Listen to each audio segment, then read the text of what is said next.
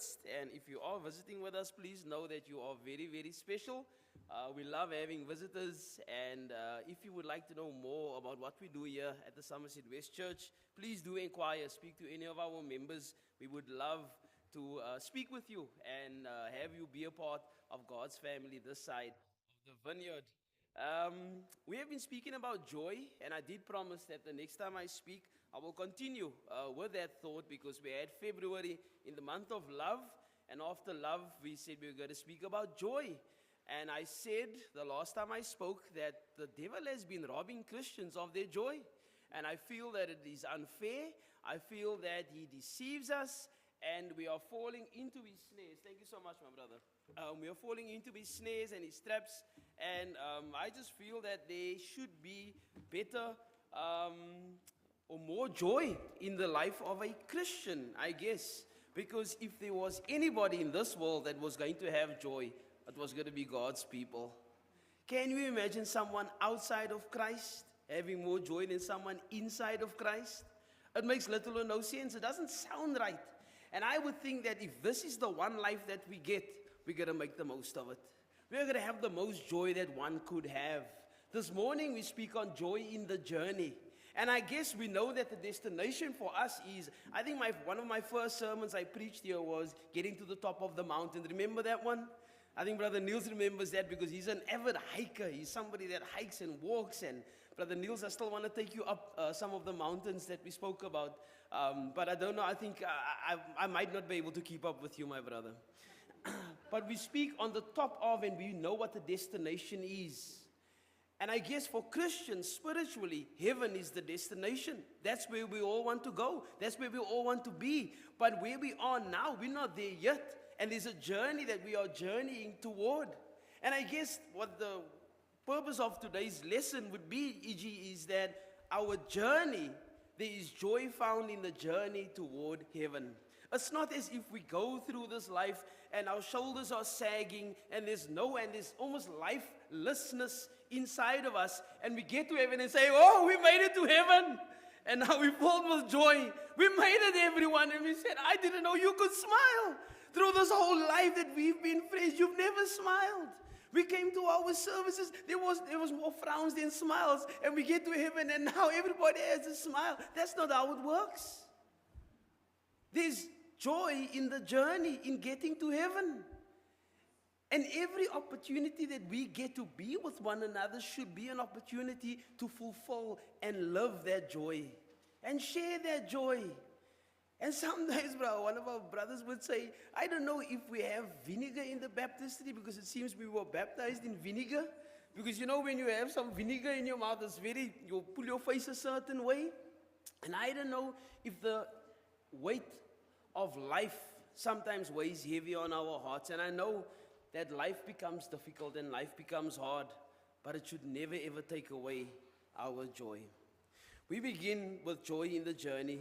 And Wycliffe, I don't know if I'm directing you or you directing, but we are moving along. You only get one life. You need to enjoy this journey and enjoy the process, if you want to call it that. Sometimes we speak of the whens and the what ifs. When I graduate, but there is a journey toward graduation. Enjoy it. That's something that you should, as you are learning, and those who have been through school and through tertiary institutions, you understand that there's joy in all of that. And when you graduate, yes, they give you the piece of paper and they give you whatever else they need to give you, but it's the journey where I find value. And 2 of the best years we spent at preaching school was there. And we found so much joy in everyday living. We were surrounded by Christians. We used to study this book day in, day out, every single day for 2 solid years. That's where we found joy. And when I walked across the stage to receive the certificate, it was really just,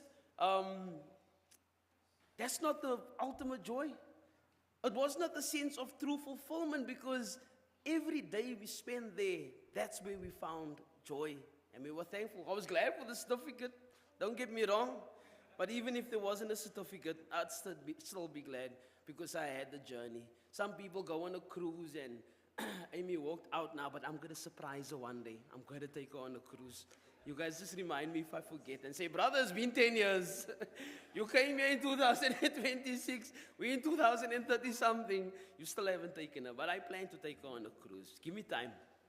And people get on the boat and this MEC cruises. There's so much that happens on that cruise. And I'm sure some could speak, those who are on boats. That is where you find the joy. It's not about the destination. And sometimes they sail to nowhere. They basically just circle around. There's not even a destination. The destination is back here. But the joy is in the journey. And that they find joy. There's so much stuff on the boat. I heard of people eating 24 hours a day. Everything is all included. There's entertainment on there. There's a pool on there. There's a gym on there for those who go to gym. Not my. I'll be in the buffet rather than the gym. I'll choose my joy wisely. But at the end of the day, as they journey and they come back home and everybody welcomes them back home, they say, how's the journey? And they say, it was great. Where did you go? Nobody knows. We just circled around the ocean and we came back. So how could it have been great? There was joy in the journey. So the whens and the ifs, that didn't matter. Oh, when we get to a port station. No, the once and the ifs did not matter. When I get married, I'm going to be the happiest man alive, said no one ever. No?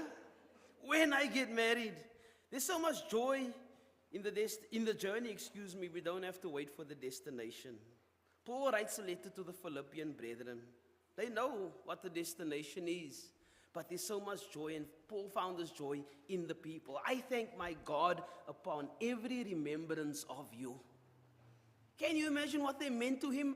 That they played a part in him having the joy.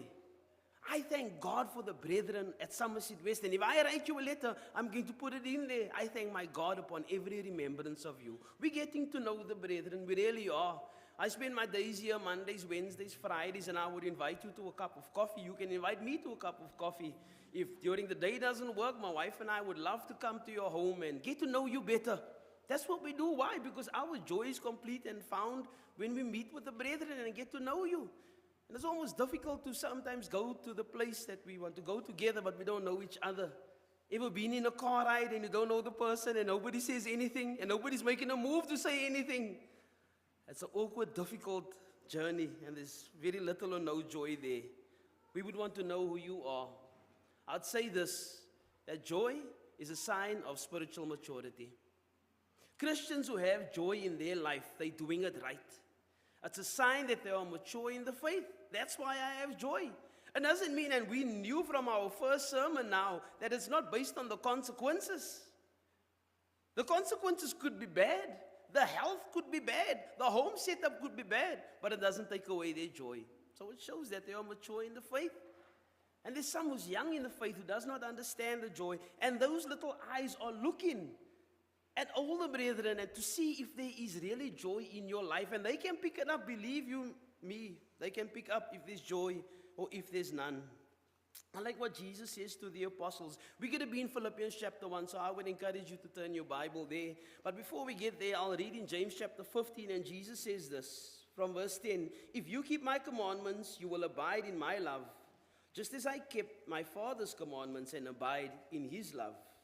These things I have spoken to you, that my joy may remain in you, and that your joy may be full. I don't know what your circumstance is this morning, but would you want your joy to be full? I would want my joy to be full. And I know that I would have to abide in my Father in order for my joy to be full. Let's look at our first point here. The epistle that I guess is written, you could say it's the epistle of joy. There's such a lot in here that speaks of rejoicing. Rejoice in the Lord always, and again I say rejoice. No? There's such a lot of joy mentioned here. So if there is a letter that one wants to read that maybe helps us find or reinvigorate our joy, the book of Philippians is a very, very good letter to do that. It emphasizes also, as I mentioned, spiritual maturity. But usually with everything that is good, there's usually somebody lurking in the background wanting what is meant for good to be bad. So we are in Philippians chapter 1, if you are there, and I'll be reading from verse 12. It says, but I want you to know, brethren, that the things which happened to me have actually turned out for the furtherance of the gospel, so that it has become evident to the whole palace guard and to all the rest that my chains are in Christ. And most of the brethren in the Lord, having become confident by chains, are much more bold to speak the word without fear. Some indeed preach Christ even from envy and strife, and some also from goodwill. The former preach Christ from selfish ambition, not sincerely, supposing to add affliction, to my chains, but the latter out of love, knowing that I am appointed for the defense of the gospel. Verse 18 reads, what then? Only that in every way, whether in pretense or in truth, Christ is preached. And in this I rejoice. Yes, I greatly rejoice. For I know that this will turn out for the deliverance through your prayer and the supply of the Spirit of Jesus Christ, according to my earnest expectation and hope, that is in nothing I shall be ashamed, but with all boldness, as always, so now also Christ will be magnified in my body, whether by life or by death. For to me to live is Christ, and to die is gain. But if I live on the flesh, this will mean fruit from my labor. Yet I shall choose, I cannot tell, for I am hard pressed between the two, having a desire to depart and be with Christ, which is far better. Nevertheless, to remain in the flesh is more needful to you. And being confident of this, I know that I shall remain and continue with you for all your progress and joy in the faith, that your rejoicing for me may be more abundant in Jesus Christ by my coming to you again. And he really longed to be with his brethren again. He's heard of the good reports, and it brought just more joy to his heart. Whenever he heard of them, it was usually good reports, and it was things that he was very, very pleased with. We know that there was a good structure there. There were elders and there were deacons. We know that there was great encouragement going around, and I think sometimes that's all you need in a good congregation of the Lord's church, when people encourage one another. The yellow notes have been in our pews for a while. I would encourage us to use it. And if you don't use the yellow notes, I would go on to WhatsApp. There is email. In whichever way, even a smile sometimes, a tap on the shoulder could be a source of encouragement. Don't ever think that it's something light. Don't ever think that it's something that nobody will notice. And even if nobody notices, that's okay. God knows. And sometimes the only thing someone needs is a hug. The only thing someone needs is maybe just a question, how are you? How are you really doing?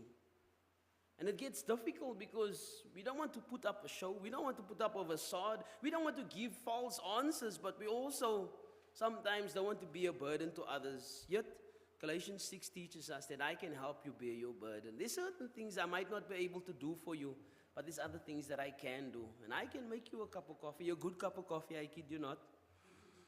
I can pray with you, and I can read through the scriptures with you. And I would want to do that. And it's not rocket science. The power lies within God's words, the tools that He has given us. And sometimes if you don't know what to do, read the Bible and pray. It's almost always the answer to life's questions. But there are obstacles. And the Apostle Paul mentions that. In Matthew chapter 5, blessed are those who are persecuted for righteousness' sake. He was standing for righteousness. He was preaching for righteousness. He was teaching for righteousness. Yet he was persecuted, but he was blessed. And sometimes we don't see the blessing in that. There was challenges. There were detractors. I think from verse 15 it speaks of the detractors. And the detractors is basically a Latin word that speaks of those who pull down. I'll almost ask my kids now to show you what detractors are. Because they pull you down and they pull you this way and they pull you that way. Why? They want to detract you from where you are going. And sometimes you need to fight off the detractors and push them aside and say, I need to go to where I need to go. And sometimes when you need to get to the toilet and the detractors are there, sometimes you need to really use some force to get the detractors off you. Spiritually, sometimes the same thing happens. We know the destination is heaven and we're moving toward heaven, but the detractors come, obstacles come, and sometimes those things become so big and so great in our life, we forget that there's power in what we have in Christ Jesus. That's where the power lies. But these detractors sometimes will pull you down. Sometimes it will act unfairly. A good definition of it is somebody that accuses you and blames you for things that is out of your control. Like somebody going to EG and say, EG, I don't like you. Why don't you like me? Because the weather is so hot. E.G. has no control over the weather. He's like, I just woke up and the sun was like this. E.G., why is it so hot? And they push E.G. aside and they walk away. That's what a detractor does. And E.G. is trying to explain to the person, there's nothing but, do you want me to put up an umbrella for you? Can I put on a fan or something? Can I give you some ice water? I don't care, E.G. The sun is hot. And there E.G. goes. That's what detractors do. They have ill, impure motives. But Paul said, they are around. They are among us. But guess what? If Christ is preached, I am joyful. That's all that matters. So amidst the detractors, there's still joy. How many will turn from truth? Paul would ask. What is the objective? Preach the word. Be instant, in season and out of season. And sometimes it seems like we're sitting in a congregation full of detractors. But Paul says, let your joy not be diminished. Even to them you preach the truth. Even to them you love them. And even you do so in a better way, so that they will know what the love of God is. In Acts chapter 16, you might find two people who were in a prison cell, and they were there and they were facing, or I guess they were amongst detractors. They were probably persecuted, they were probably made fun of and mocked for the things that they said and did. But you know what they did? We mentioned it earlier. They were singing and praying, and they were praising the Lord. You know, in the prison cell, their joy was not taken from him. This was Paul and Silas. And after there was a great earthquake, the prison guard thinks that, oh no, this is not good, because these guys are going to get out, and I'm going to be, held accountable for all of this. And as soon as he wants to kill himself, they say to him, don't do that. Don't do that. There's a joy we want to tell you about. We want you to experience this joy.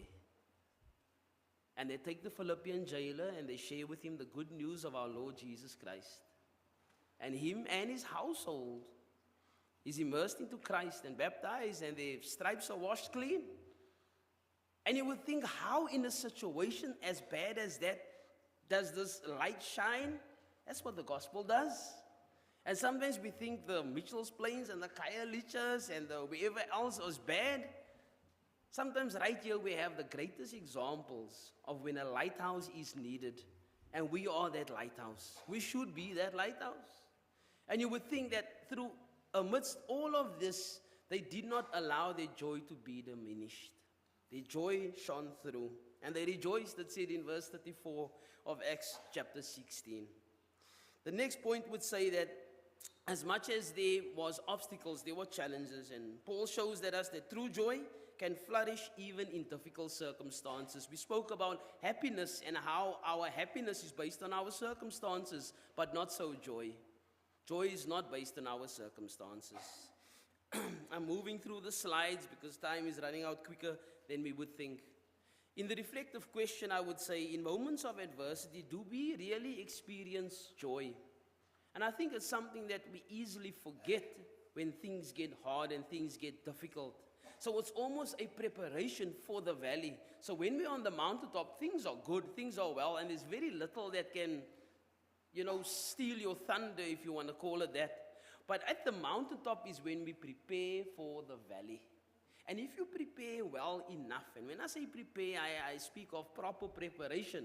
When we go down into the valley, there's been enough preparation to remind me. That's why this should be hidden in our hearts, in our minds, so that when I'm in the valley, there's enough reminders to tell me it's going to be okay.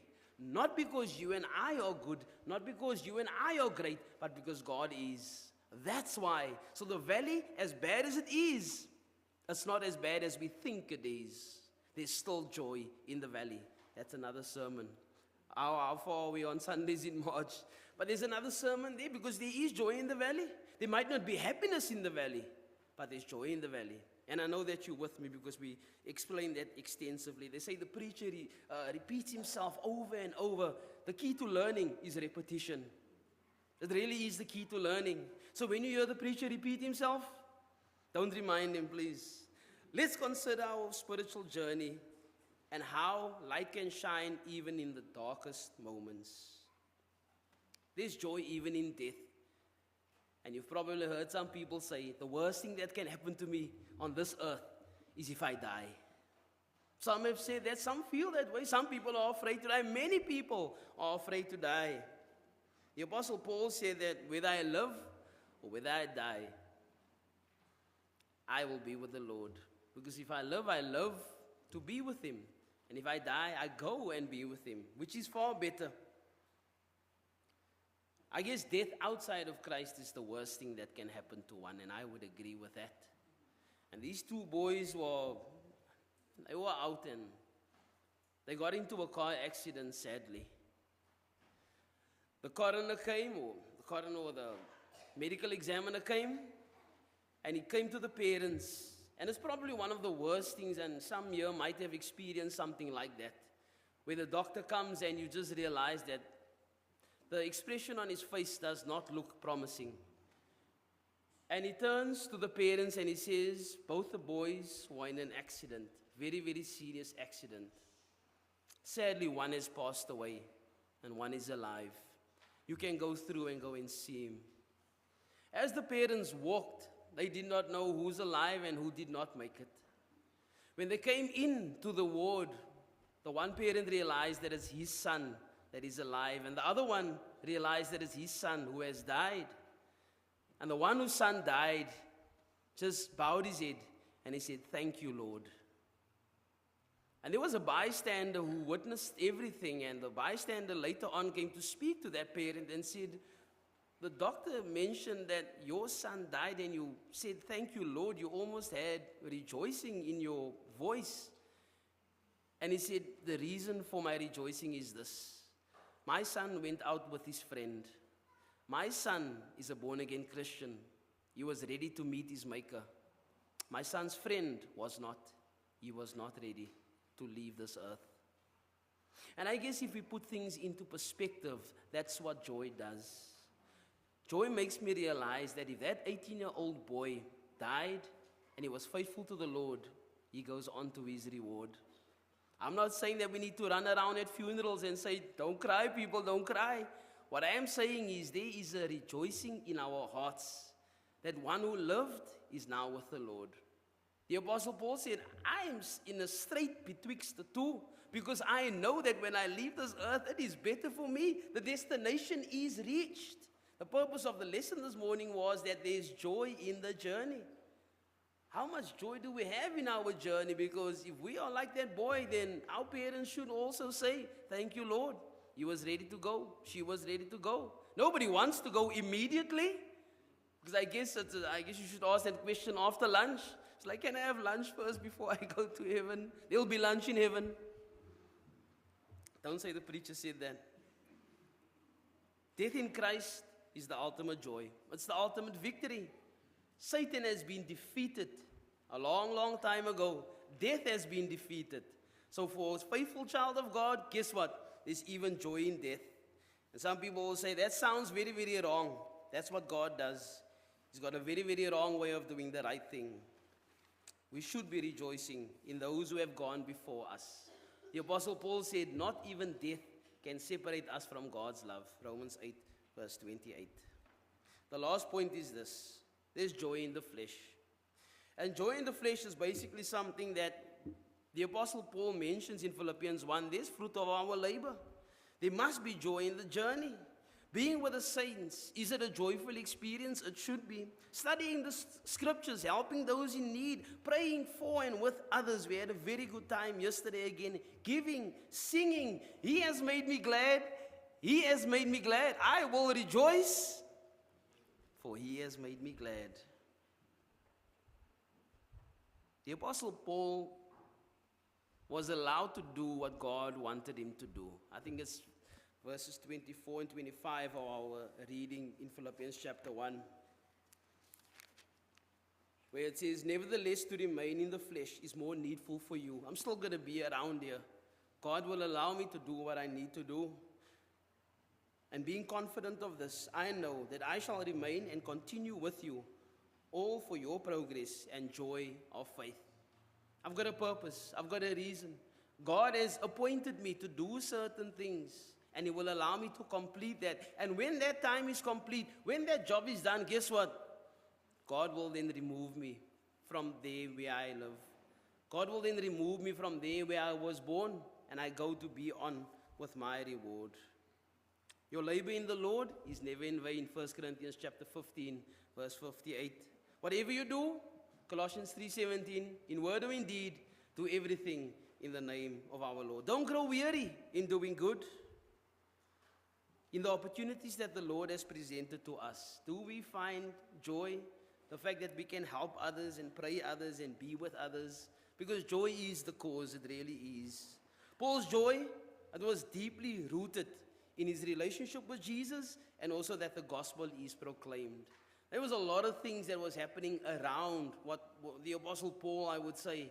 But I will say that because of his roots, he knew that the important thing was for people to hear God's word. And when they hear God's word, it has the power to save their souls.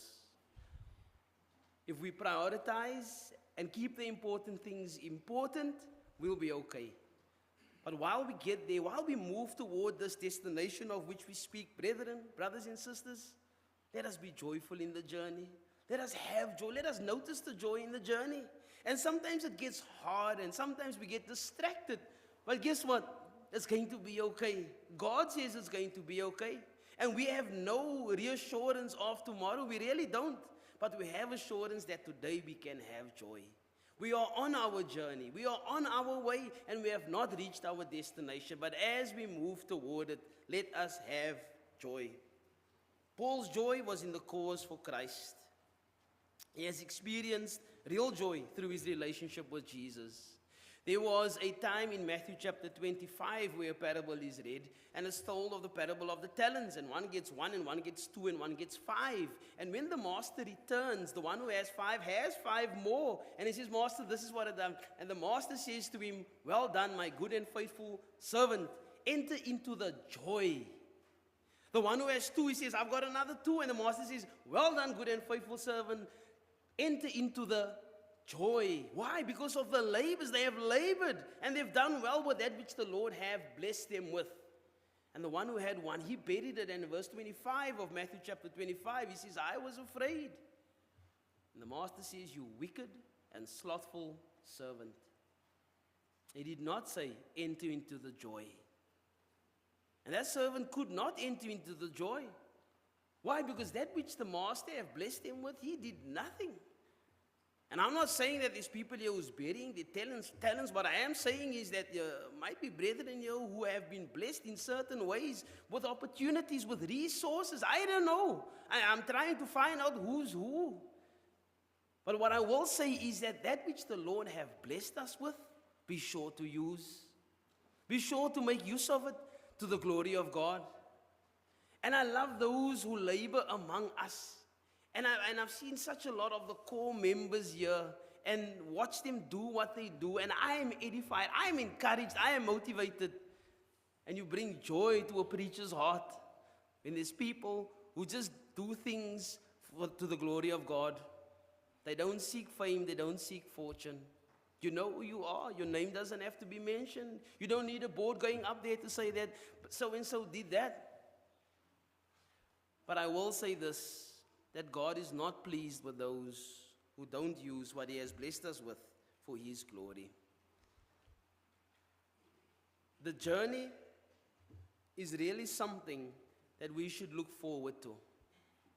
Don't think of the journey in the future.